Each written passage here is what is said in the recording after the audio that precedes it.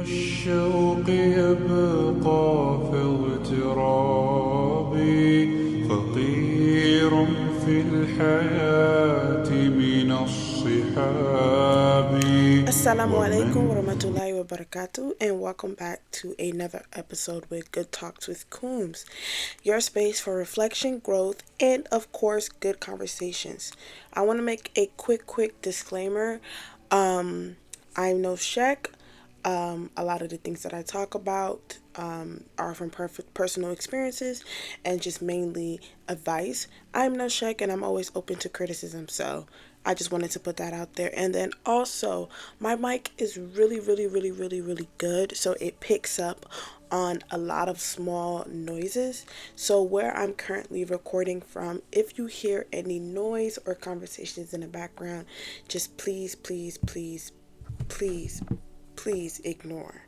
Okay, so let's go ahead and, of course, get straight into the episode. So, today we're going to be talking about something that's really a good topic that I actually relate to, and one of the topics that I was excited to actually talk about today.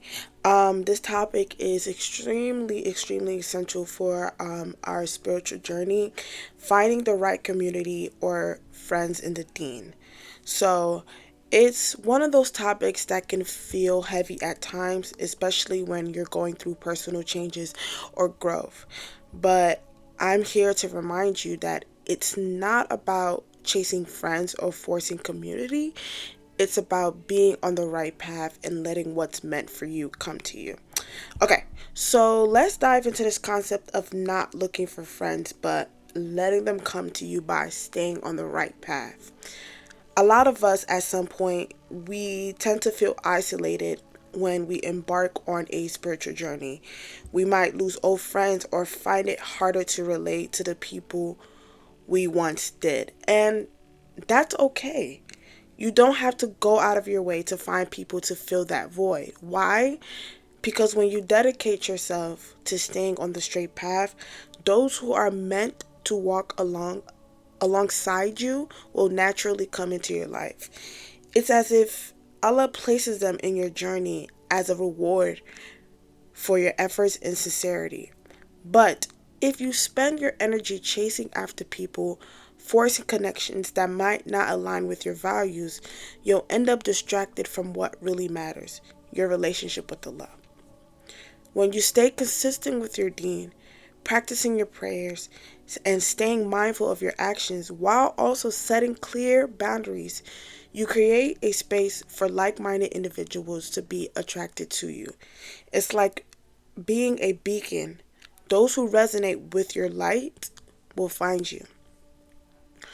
Setting boundaries, right, is now something. We're gonna get into that. All right.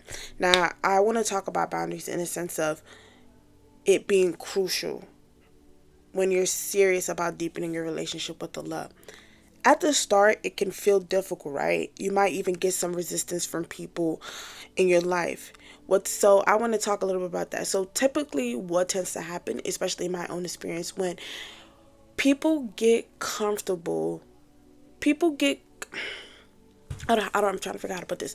People get comfortable with the person that you first introduced them to, and they want you to stay that way, right? People don't like change, and some people are not adaptable to change.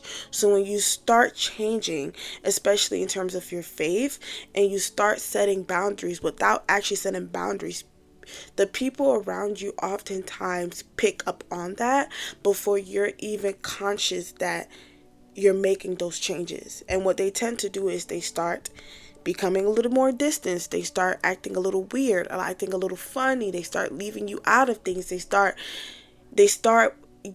using more of like this guilty conscious type of thing where they try to make you feel guilty about the choices that they're making, all because they see that you're making a change. I don't know if any of that made sense, but I hope it did. So, like I said, you might even get some resistance from people in your life. When you start setting boundaries, maybe around how you spend your time, where you go, or how you interact with others, though those who don't align with your goal may start to fall away. This is not necessarily a bad thing. When someone falls away from your life, it doesn't always mean there's animosity or there's beef or there's a situation, there's a problem. It just means that your paths are no longer aligned. Allah is making room for new relationships.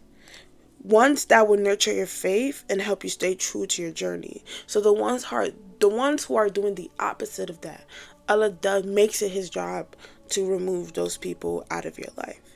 And remember, it's not a bad thing. It's just that their time has come and they're no longer needed. For example, right? Think about it. Think about it like this. If you're a plant and you're growing towards the sun, anything that's blocking that sunlight has to go. It's natural. It doesn't mean that people are bad per se, but it means that their season in your life has ended. They're no longer contributing to your growth in the Deen, and that's okay. Don't fight to keep people in your life if their energy does not align with where you're headed. You'll notice that as you stick to your values and remain focused on your goals, you'll start to feel a lot more lighter. You won't have to explain yourself or defend your choices to those around you. Instead, the people who remain or come into your life will naturally understand and support your spiritual path. Now, there's a blessing of having like-minded friends. When you meet the right community or friends in the Deen, it feels different, right? There's a shared understanding, a mutual respect, and most importantly, a common goal to get closer to Allah. That's the goal. These are the people who will remind you to pray when you've missed one, who will help you stay grounded when life feels overwhelming. These are the friends who aren't in your life to distract you, but to remind you of your purpose. Now, as always, on my podcast, I always love to give steps, right? Because if I'm giving you something or if I'm giving you advice, you want to know, okay, how exactly can I do that? So I'm gonna give you that. I'm gonna tell you exactly how to do so. Okay. So step number one, right? You want to strengthen your relationship with Allah, and that means focus on your prayers, learning more about Islam, and applying those teachings into your daily life. The stronger your connection is with Allah, the clearer your path becomes. When you're consistent in your worship, you naturally attract those who are on a similar journey. Step number two, set clear boundaries. As I discussed just now previously, you want to set boundaries around what aligns with your faith. This can include choosing how you spend your time, avoiding certain environments, or even limiting even limiting interactions that don't support your Deen. Don't be afraid to say no if something goes against your spiritual values. You have to be able to tell people no, and you have to be able to stand on business, basically, right? And this could be a struggle for those who are used to people pleasing. I know for sure for me that is something that I really really struggle with and that I've been working on trying to break, right? For me, when it comes to people pleasing, especially when it comes to the Deen, sometimes you may feel like you have to do this because you don't want to hurt this person despite how it may make you feel. You always tend to put people first. That oftentimes you yourself tends to get overlooked, which is why it's super important, especially when you're Deen. Like, this Deen is not a two person journey. When I started taking my Deen a little bit more serious, alhamdulillah, I had a very bad habit of having this mindset that because I'm on this journey, the people around me had to come with me, regardless if they were ready, regardless if they were in this mindset. And I noticed what was happening, the opposite was happening, right? It's like I'm like a car, right? And let's say my car is broken down and I'm trying to go, well, that's a bad analogy, bro. Okay. It's like it's like someone tying a string around me. Okay. I hope this makes sense. And it's like tug of war. There we go. Okay. So it's like tug of war, right? You're being pulled in two opposite directions. On one hand, you're being pulled towards the Deen. You're trying to better yourself. You're trying to pray on time. You're trying to take the religion serious, right? And then on the other hand, you have friends who, or people around you, who are not necessarily on that same path, right? Yes, everybody's journey is different, but because you have that mindset, because I had that mindset of, if I'm going, they have to come with me too. I had a habit of trying to take them with me on my journey as well, despite whether or not they were ready. And what that was doing was it was actually pulling me in the opposite direction, which was not towards my D. So it was not helping me, it was hurting me, if that makes sense. So I just wanted to share that. So that brings me to step number 3, right? You have to be patient and trust in the process. So finding like-minded friends in the Deen, it takes time. It takes time. It's not something that is rushed. It's not something that you can wave your magic wand and be like, boopity boop boop boop boop. I got it, right? Instead of seeking friends for the sake of companionship, trust that Allah will bring the right people into your life at the right time. You need to stay patient and focus on your growth, and believe that the best community for you is already written. Like, it's already set in stone. It's just a matter of when and what time it's going to be given to you. The step number 4, you need to let go of what doesn't align. Okay? When you start growing spiritually, some people may drift away, right? And that's natural. That is going to happen. What used to be common is no longer going to be common anymore. What you guys used to have in common is going to change.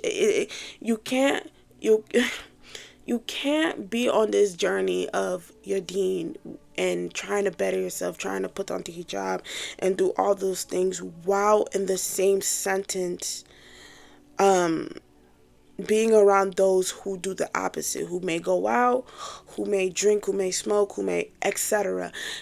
It just doesn't align. Birds of a feather flock together. So whoever your surrounding is, whoever your environment is, you will more than likely become that. So if you're trying to be better in your Deen and you're trying to better yourself as a person, it is extremely difficult to do that whilst being around people who are not. No shade, no tea. Just got to keep it real. So, like I said, you don't want to cling to the friendships or relationships that no longer align with your values. And you have to recognize that Allah is making space for new, better connections that will help you grow. So if Allah's trying to create a space where He's trying to bring in people that is actually supposed to be in your life on this new journey, but you're still trying to keep other people around who is not meant to be there, you're blocking your blessings. Point blank, you're blocking your blessings. And you don't want to do that. So that brings me to step number 5. You want to seek out environments that nurture your faith, right? You want to engage in spaces that encourage your Deen, whether it's attending lectures at the masjid, joining study groups, or even volunteering in Islamic organizations. Now, these are places where you're likely to meet people with similar values and similar goals. Okay, so in order to become the person that you're trying to become, you have to put yourself in that space, in that environment, in order to become that. That's like somebody, you can't become rich, right, if you're always surrounded by broke. The only way to become rich is to surround yourself around the rich, because they can tell you, they can show you how to become rich and what it's like to become rich. If you're trying to better yourself in the Deen and you're trying to build your relationship with Allah, you cannot expect to build your relationship with Allah while still being around people who is not, I don't know what these people do behind closed doors. I'm going based off of what's being shown in front of me, what I can see in 4K, right? If you're hanging around people who are doing the complete opposite, and that's your environment day in and day out, it's going to be really difficult, really, really, really difficult for you to grow in your journey with Allah. The only way to successfully grow in your relationship with Allah is to distance yourself from the same thing that's taking you away from Allah. Now, I'm not gonna sit here and act like it's easy. I'm not gonna sit here and act like it's 1, 2, 3, it's rocket science. It's a process and it does take time, and it is not something that you can do cold turkey. Some people can wake up and be like, you know what, I'm done. Right? And other people, it takes time. It's bit by bit. I know for me personally, I struggle immensely from having attachments, anxious attachments. I don't know the the right terms to describe it, but I know for me, I do struggle with letting people go, despite whether or not if they're good for me or bad. Excuse me, sorry. I had to burp. Ooh, okay. I struggle with, like I was saying, I struggle with letting people go, despite whether they're good for me or bad for me. So for me, I would say like I said in the beginning, people struggle with change. People struggle with people making decisions. There were situations where, when I started getting better into my Deen, and like, no hate or no shades towards those people. I, in a way, understand their mindset at that time, right? So for me, when you're the only friend, right? When you're the only friend that's actively practicing, right? Or that's actively outwardly, because like I said, I don't know what people do behind closed door, and I'm not going to sit there and be the judge of that, or you know what I mean. But when you're the only person in your group that's outwardly practicing, and you're in the process of trying to remove yourself from spaces that goes against what you believe. So you're putting on you wear the hijab, you cover up, you say no to going to certain places, you don't go to the club anymore, you don't go to parties, you don't hang out with the opposite sex like that, for real. Your topic of conversation kind of changes a little bit. Your priorities are a little bit different. It's a bit shifted.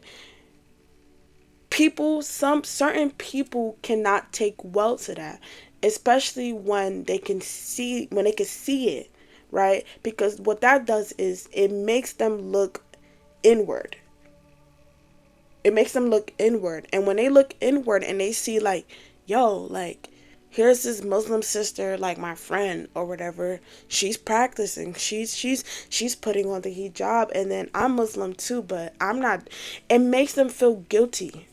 They feel guilty. So when they start feeling guilty, they start putting their own guilty conscience onto you, and make you feel like, oh, you're too much. When you around people, and they say to you, oh, you think you better than me now because you wearing the hijab, when you was just doing this last week, or you was just doing X, Y, and Z last week. You remember that one time you was doing. People who make it their job to try to remind you of the main thing that you're trying to walk away from are the people who are guilty. They feel guilty, right? And they don't like the fact that you're making a change, and they don't like the fact that, not saying they don't like the fact, but it does something to them when they see that you're actively trying to better yourself. So what they'll do is, because they're seeing that you're leveling up, and you're leveling up past them, they'll try and subconsciously, because I'm going to say that they maybe don't know that they're even doing that. They don't even realize what they're doing, but they subconsciously try their best to bring you back down to the level that they're on, because they can't accept the fact that you're changing. So, and that's why I say it's extremely important, and I'm going to say it's impossible to level up and still be in the same friend group that reminds you of where you used to be. So for me, it's like, I tried my best, right? But it just, it didn't work out. if you get what I'm trying to say, right? So for me, I had to do you I had to do you gotta do what's best for you. You gotta do what's best for your Deen. You gotta do what's smart and what's right. Now I'm not gonna sit up here and act like I'm perfect. I'm not gonna sit up here and act like I'm this perfect Muslim. Da da da da. No, ma'am. There are still things I do still struggle with as a Muslim, but I am doing things actively to try to reach my goal to hopefully potentially be the Muslim that I want to be, right? But I couldn't do that while still staying in that that group, which is why I say Allah purposely removes people out your life that takes you away from the Deen, and He replaces it with something better. What Allah takes away from you, He always replaces it with something better. So now, just to kind of wrap it up and kind of sum up everything that we talked about. Now, this episode is really short. It's not as long as my typical episodes, but I just wanted to come. You can look at this as sort of like a quick, short reminder. So I just want to say, so remember, right? It's not about searching for friends or community. You want to focus on your relationship with Allah, right? And walk that straight path. And you have to trust that the right people will come into your life. Set those boundaries, protect your heart, and have faith that Allah will send you companions who align with your journey. Now, that's all for today's episode. All right. I hope this resonated with you and provided some form of clarity on how to navigate friendships and community within the Deen. If you enjoyed this episode, please share it with someone who might benefit, and don't forget to follow the podcast for more insightful thoughts.